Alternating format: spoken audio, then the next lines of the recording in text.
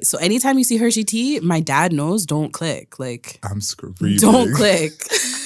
We got videos and pole dancing class. Like, there's no, don't click on it. I'm in a white bodysuit with liquor poured all over me. Like, don't click on it. Don't click on that. Yeah.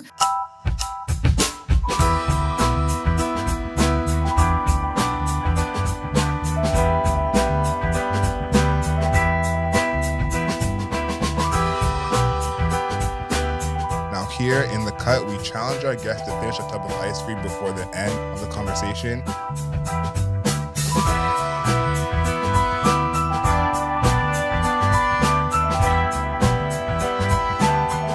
Good morning, good afternoon, good evening, and good night. My name is Adriel Smiley, aka AdrielSmiley.com, aka Adriel Smiley Official, aka The Godfather.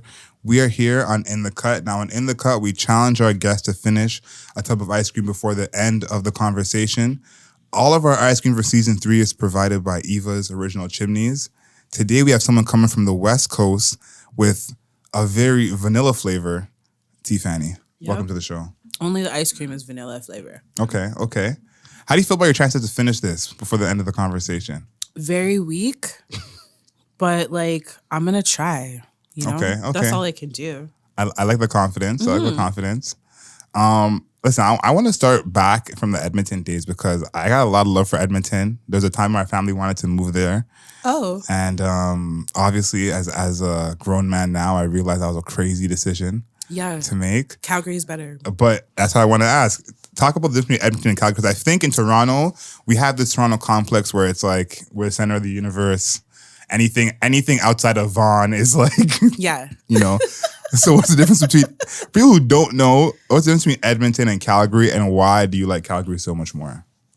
So Edmonton is the capital, so everybody's just all in love with Edmonton, but Calgary is just more visually beautiful. Okay, and on top of that, the art scene is popping. Like any kind of art, we got roller skaters popping. We got actual the artists, painters, the talent is insane for musicians. I just like Calgary a lot better. Edmonton has a few things here and there, but I'm definitely gonna ride with Calgary. I did start my music career in Edmonton when my name used to be She, SHE. That's it? It stood for Some Have Everything. Okay. Yeah. Okay. It was given to me, so I was like, I gotta rock with it. Yeah. Out of respectfully. Yeah, respectfully, because it was a Tough House studio. They gave me my start, so I was like, cool. But once I dipped, I moved to Calgary and I changed my name to Tea Fannie. So where'd you come up with Tea Fannie? Because my real name is Tiffany. Okay. And if you can see the spelling, so my real name is Tiffanie. So all I did was change the EA because I drink tea all the time. And listen, we love tea on this podcast. We're anti-coffee. Say no to drugs. Ew. We're all about tea over here.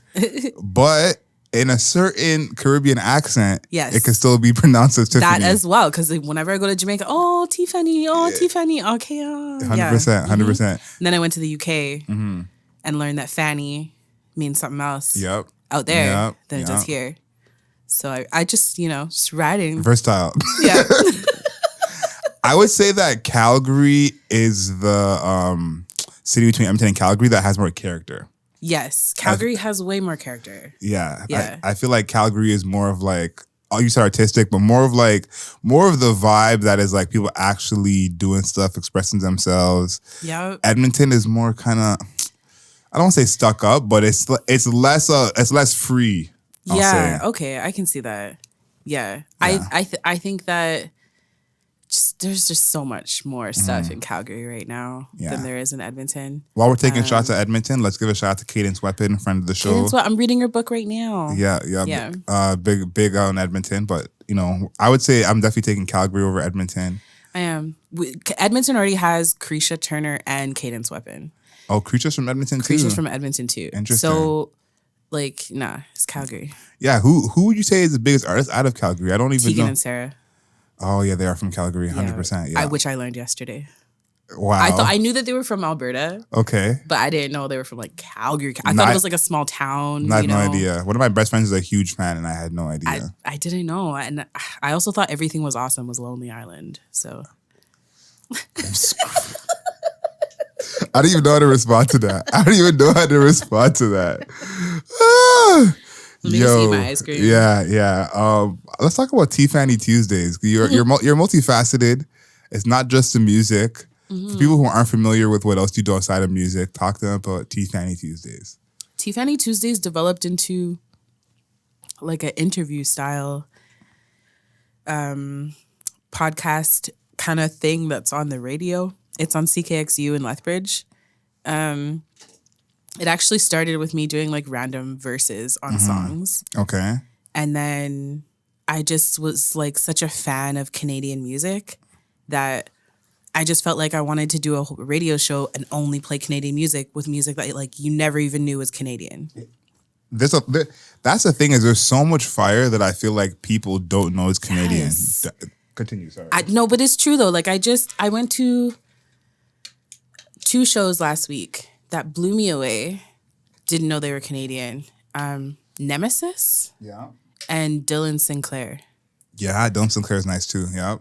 Like what? That's like old school R&B. That's new. That's old. That's new. Like, and you delivered that. Oh. Yeah, and I'm just such a fan of like Canadian. I think that's like as Canadians, and I'm including all of us in this, but I feel like as Canadians, we have a certain conception of what Canadian artists sound like, and we feel like we'll be able to tell who's Canadian. You know, like we'll hear someone like, oh, he raps Canadian. You know what I mean? I feel like that's how we think about ourselves when it's extremely not the case. And I think that when I started my radio show, that was a goal of mine to like mix in the Canadian with the known artists. Right. And you can't even tell the difference. You hear a song, you're like, oh, who's that? And then it's like, oh, they're up the street. Like legit, yeah. So we in the same condos. Yeah. and I feel like that's the thing is people don't even realize that about their own artists. Like their own backyard. Yeah. And it's cool because a lot of people are like, oh, you don't really get popping in your city until you pop elsewhere. We got to fix that, man. We got to fix that. I don't, you know, it's weird. I don't really see it. Like once I started in Calgary, it was like, I was doing shows like back to back all the time. So I felt like the city was kind of putting me on more than anywhere else. Yeah. I think the same goes here. I think I was saying this in another interview. I feel like the big issue that we have in Canada in general, but especially in Ontario and Toronto, is that the music industry is so big. Like there's just so many legs of it. There could be someone who does hair for a bunch of artists or someone who's a costume designer for music videos. Yep. So it's like just with all these tentacles, the industry is not just the artists and the producers and the engineers. It's also everyone else involved, the gaffers, the videographers. So you can do a show that's, 100 people, 120 people, and 90 of them could be industry adjacent. Yeah. And it's like your friends become your fans. Yeah. And that's how it grows. So I think like that's lovely. It helps a lot of us work. But I think that that's the part of the industry that is kind of holding us back. Where you can be successful without actually growing your audience. Yeah. Because there's so many of other industry people who will come to your stuff. And networks and yeah. But I mean, if you put on a good show, you put on a good show. So it's like if these industry people want to keep coming to your shows, because it's like I just genuinely like watching you. Cool. But also, can you like tell a friend or a family member? You know what I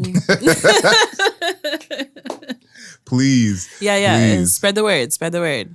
Yeah, and you kind of see the reaction of people when they aren't aware of who's performing and they're just like, oh snap, like I get that all the time and I love it. I feed off of that. Like if I go perform somewhere and I know that I'm like on a lineup of artists that are just like already well established and stuff, I don't really talk to anybody until after I perform. I wait because the conversation's different. But you could rap, and I feel like when people can rap, like no one expects that. That's the thing. Like we're past that time where you see someone or can even be like, I bet they could really rap. Like you'll never say that. You never assume someone could rap. You always have been like, we'll see. I've had people spit verses in my ear. No I've had way. lots of pitches, but it's like I appreciate it. I get the love. Everybody shows it in different ways. That's my political answer. But yeah, it's interesting. I just like it better after because people are more receptive. I more so have a choice of like which studio. Yo, for sure. You know what? I always say like it's so bad to say, but like Can you swear? You can't swear. Yeah, go ahead.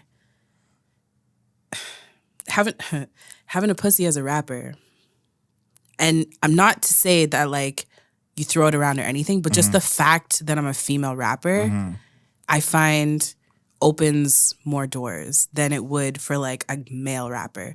And so that's why a lot of times when you see me on stage, I might have more guys featured and they'll do their own tracks and stuff. Yeah. We'll share the stage because I know that's, you know, I might get a little bit more opportunities and because I'm queer. So like. You'll get a look that they wouldn't get. Yeah. Interesting. I think I appreciate you even as a part of getting that look, putting that, you know, shine on the other people as well. Russell had this thing where he said, everything that's good is better when you share it.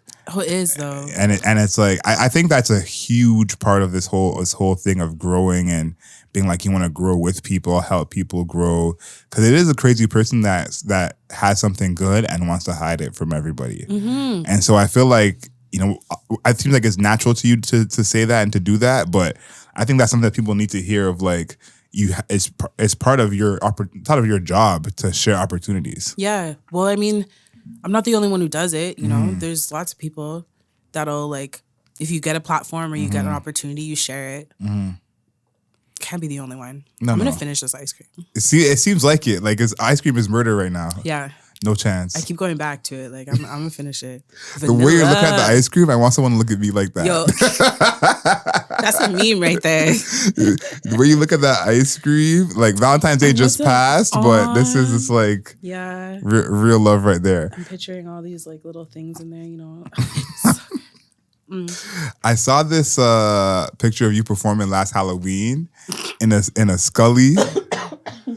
Tell me you weren't heating up in that. I looked at that picture and I started sweating looking at that picture. Yeah, so I don't always think things through. What a way to start a sentence. I don't always think things through. I don't. Like, I'm like pretty wild. Sometimes I just like to do things, whatever. It was a last minute Halloween costume. Okay. What was the costume? A criminal? Lekele 47. Okay, all right, that counts. Okay, Yeah. okay. Yeah. So originally I wanted to be Missy because I was performing a Missy song. Okay. But I couldn't find the helmet.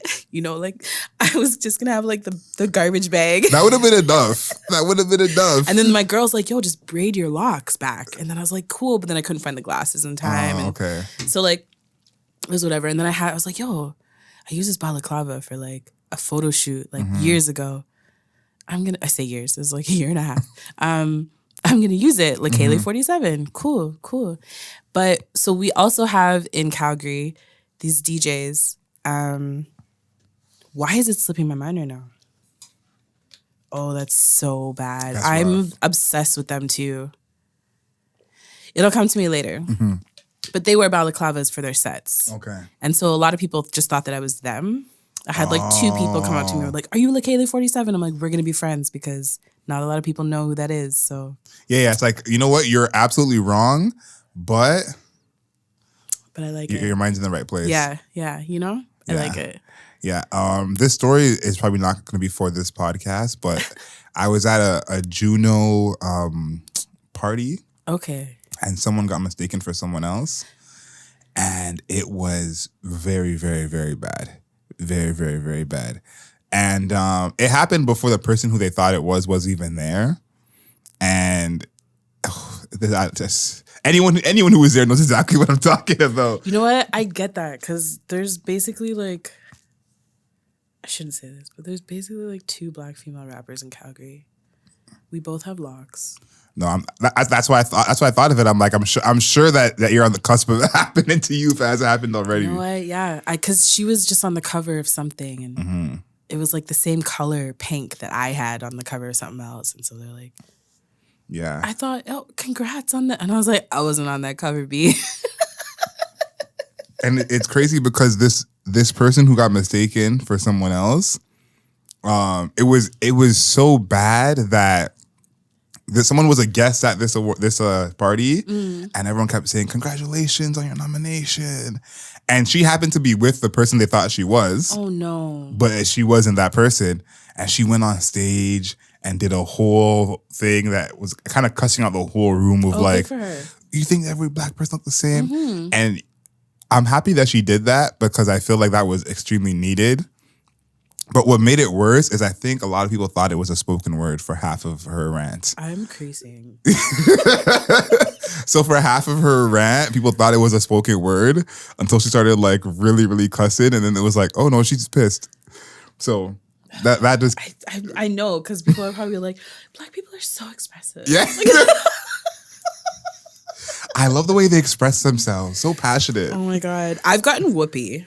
Whoopee? Yeah. Okay. Because of the frame chains and the... Yeah. Like, I get it. To me, I feel like when people give you a lookalike, if the other person is unattractive, that's a whole separate issue. You know, like you're just kind of showing your cards with that one. Thankfully, Whoopi's different now. Thank you. Like, it's funny, Whoopi glowed up as she got older, but it has to be accurate.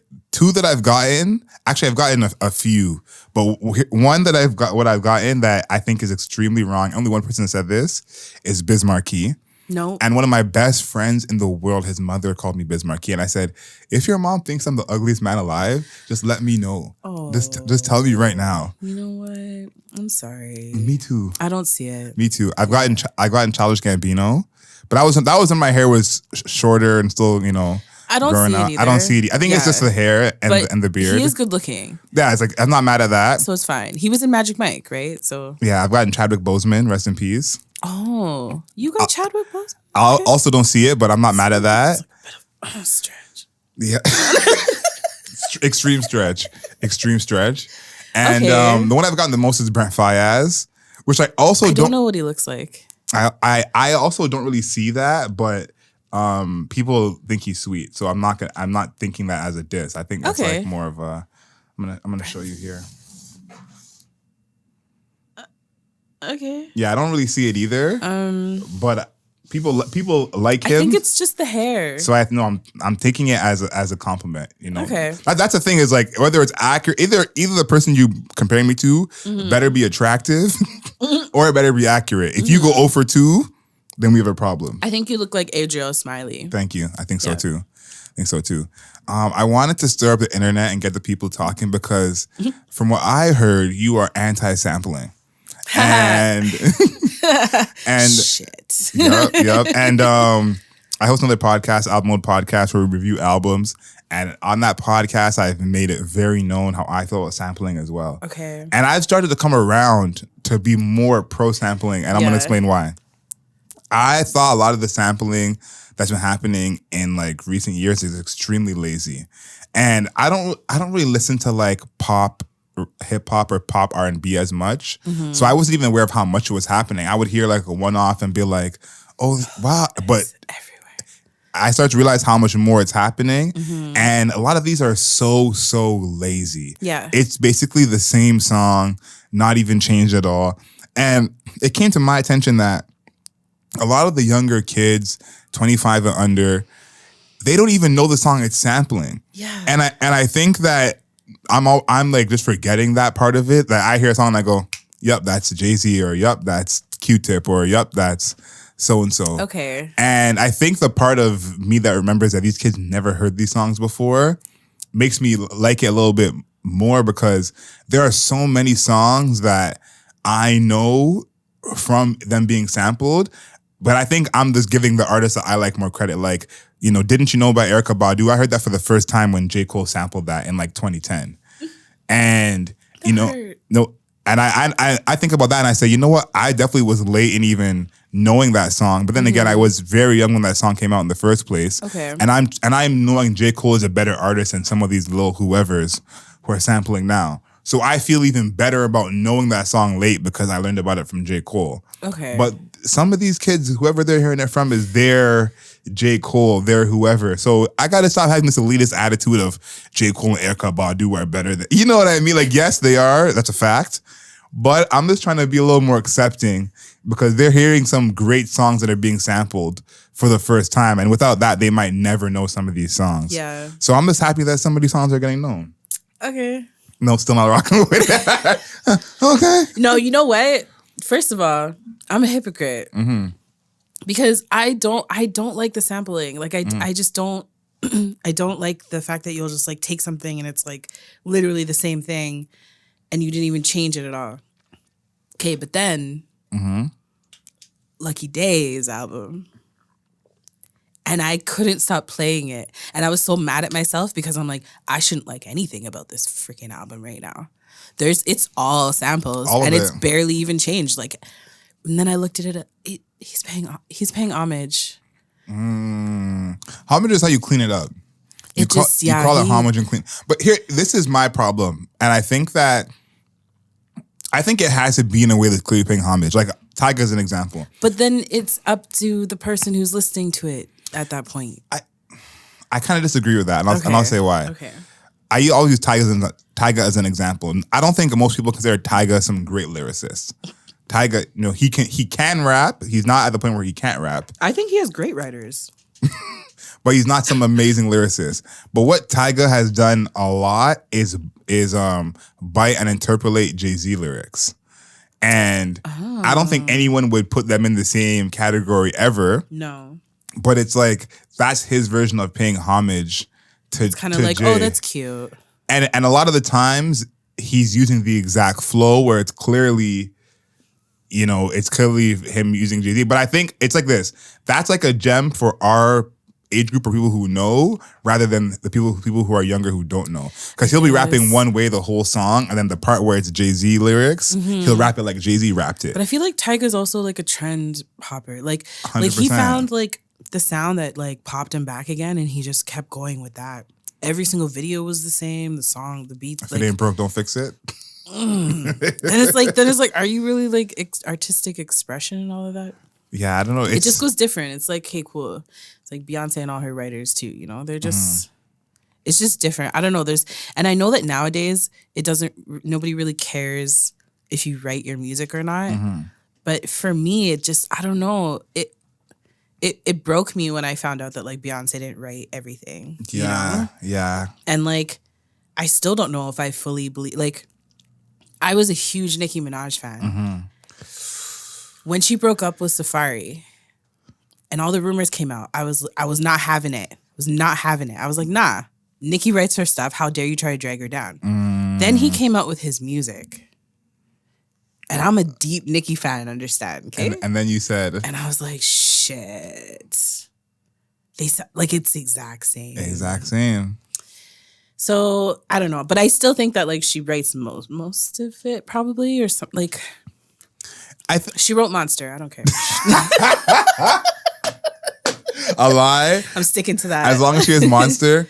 I feel like that's a hard part of it where it's to me more it's about the honesty of like how you're presenting what it is that you're doing.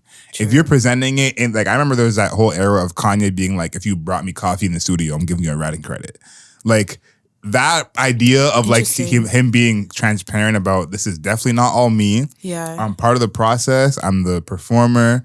But I think that it's like Safari was super behind the scenes for so long. People knew who he was, knew they were dating if you were in the know, but it was like he had to sleep on the couch. It's basically that. Like Safari was hidden. If it was a kind of transparent thing of like we write together, we're a writing team, we do this together, maybe it would have been different. It would have been a whole different story. But she's from New York, and not in that when she came out. She came out like 07, 08. Yeah. No, when she popped. And you came up under Lil Wayne. And the old Nicki was rapping too. I love old Nicki. Yeah, the old Nicki was rapping. As soon as Super Bass hit, that was it. I was like, hey, okay, I understand. You have to get your money now. Yeah, like, get your bread. I get it. Check it out. I get it. Yo, that was a crazy time. And it's like, I think here's the thing that I realize. I feel like I still give credit to those artists that are still able to do it consistently, because I think that there still is an ear to know what sounds good, how to perform it, what to use and not use. And I think that the way that, especially in hip hop, we discredit any type of help in writing so crazy. I feel like that's gone overboard. Like me and my friend always argue about Bow Wow. And he goes, that's Bow Wow's not nothing. It's Jermaine Dupri. He wrote all those songs. Oh my God, really? And I said, yeah, listen, I'm sure he wrote a huge chunk of them, but to this day, there's only been one Bow Wow. If it was that simple, all the kid rappers that came afterwards. Think about all the kids who are flying now at 12 years old. Yeah, that's true. You know, there would be another Bow Wow, and there still hasn't been. So it's like, as much as maybe he didn't write every song when he was coming up and had that whole team behind him, he was still Bow Wow. He still had something that made him that star. And so I still gonna give them credit, because a lot of times as well, sometimes these stars have bigger songs and some of their writers have solo. You know what I mean? Like The Dream. The Dream is an amazing writer, but he hasn't had that same solo success. And his solo albums are fire. Yeah. But it's not the same success as... He just hit the Beyonce album. You know, so I think there's something there, because even Quentin Miller has still put out songs since the Drake thing. Oh. He hasn't become as successful in any way, shape, or form. I mean, you need money too. That's the thing. Like, yeah, it's a lot. It's a lot that goes into it. And then who knows if, like, does the artist that you write for really want you to succeed? That's the thing. And I think this is a whole other topic. But who would you say? I guess it's probably the Dream or Neo are the two biggest like writers of all time in terms of how their careers have gone. Victoria Monet is popping Jessie now. Too. Yeah, Jessie too. But for the most part, it feels like there is that kind of suppression of like, listen, I don't want the writer to become... Yeah, because then you lose your best writer. Yeah. In a way. I mean, or they're going to hoard their best songs for themselves. But really, as a songwriter, like usually when you write something, you have like a voice in mind, or you have somebody in mind. Yeah. But maybe, I don't know, whatever insecurities... Yeah, I don't know. I'm speculating. No, I think that's part of it, because what I always think of is Kanye with 808s and Heartbreaks. It's everyone said a million times that whole album is a bit from Tea Fannie and Kid Cudi, two artists who are not even half as big as Kanye is. Didn't Drake come up from Big Sean? Yep, Drake from Big Sean as well. And it's like these artists, like again, Drake is big, Big Sean is big, T Pain is big, Kid Cudi. All these artists are big in their own right, but it's like that in between of, how much credit do you want for this other artist's work? Because this other artist is obviously going to be like, I'm the one performing this. I'm the one touring this, you know? And it's like, especially someone like Kid Cudi, like his sound has been taken over even really knew that. over and over again. So interesting. It's like, obviously he gets his credit for what he's done as his own artist, but it's like, do you want even more credit for someone else? You know what I mean? Like, because it's like, I think that's part of it as well, is like there is an insecurity of his album sold twice as much as my album, and I wrote 8 of those songs. You know what I mean? And it's like, you also are happy for him. You're getting paid. You're writing credit. Then. You have to get, like, that's ego. You shouldn't have that anyways. Listen, shouldn't and have our two different things. But yeah, no, like, don't listen to Beyonce. No, you got a big ego. Nobody cares. Nobody wants no ego. No, it's hard. It's hard. Yeah, that's a tough spot. And I feel like the whole sampling thing is a part of that, because for me, there's so many songs that are like some of my favorite songs now that I know from a sample, or songs that I like more because I know the sample. Well, there's songs from back in the day that I didn't know were samples, because I was like, just how the kids are listening to it now. Yeah. And I didn't know. I was just like, what? Like a couple Whitney Houston songs. Didn't know they were covers, yeah. Didn't know. Had no clue. So I was like, oh, okay. But that's, I think, what we're used to that's not happening now. Like, I think about... We're too old to get new music that's sampled. Don't even say that. I think now it's rare you get something that is done very differently and better.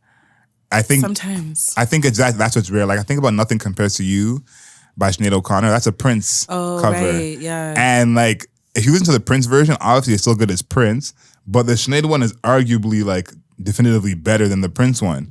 And it's like, how often do you feel like someone covers a song and you're like, okay, you actually like almost outdid or even came close? Like Aaliyah. I like Aaliyah's version of Let Me Know. What is it?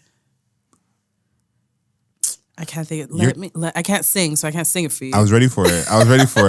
Let me know. Let me know. Yeah. That better than the Drake one? That's way too falsetto. Yeah. Mm-hmm. Let me. Yeah. I was gonna join you. I was right there. No, you weren't. You were gonna watch me struggle. Yeah, I can lip sync though. Oh my goodness. Yeah, it's like that doesn't happen anymore. Yeah. It's like, how much times do you hear a new version of something and you're like, this is close there are to. no straight covers. Wait. Yeah, so I don't know. When is there ever gonna like a rap cover? Like it was so taboo for me to even start doing cover songs in my performances. Yeah. And they're just like, what are you doing? Why don't you do your original music? And I'm like, I don't know. Something about psychology is telling me what an that answer. like, you know what I mean? I'm just like, yeah. I don't know what it is, but like something's telling me that if I give them something like I'll perform Super Bass, Nicki Minaj at like any queer event that I'm at because that pops. Goes off. And then I have all of my original music. Like I'll do 10 songs and like one of those will be a cover. Yeah. If I have like an hour set, then like two might be a cover. Yeah. And one will be like Missy Elliott Work It. Okay. But like it's so taboo to do rap covers and which I think stuff is like that. I think is crazy, but like shout out to this guy Jay-Z. 99 Problems is a cover. What? 99 Problems is a cover. Of you mean it's the cover of this? No, 99 Problems, the song is a cover of yeah, no, I don't believe you. No, it is. I can't even Google it right now. Yeah, and it's like, but that's the thing is like, I think that that's a rare situation where his cover totally erased the other cover. So was it like he just took the hook and he did his own verses? Yeah. The hook, the kind of cadence, the hit me. Oh, you know what? I do hear that because Cardi B, is it Bickenhead? Chickenhead? Oh, yeah. Bickenhead, something on that album that she had. And it was like, I didn't even know that it was a remake of like is it 3 6 Mafia? Or something? Yeah. I swear I don't know my hip hop history, but I'm surprising myself right now. I think the last thing for this is like, I think it is doable if it's someone new. I think when it's a new artist doing another new artist, right, that's when it can be passable. Like with Nipsey Hussle, sampled Party Next Door. Motivate. Oh, that one too. Hustle Motivate off Annie, but he sampled Party Next Door. That worked. Cardi B, Bodak Yellow is a Kodak sample. Yeah, that pissed me off so much. So it's like that. I think that can work when it's something new, where it's like. But I also like obvious. It when you like if the artist is still alive. Like Adrian Marcel, he did a cover of. Frick if I remember. But he used all three of the artists from the original song featured on the song. Okay, yeah. So like he sampled it and used them. Like so if I was gonna do like UNITY, I don't think I could do it without having a Queen verse on there. Yeah. It would just be like, you're still here. So why should I That's the thing.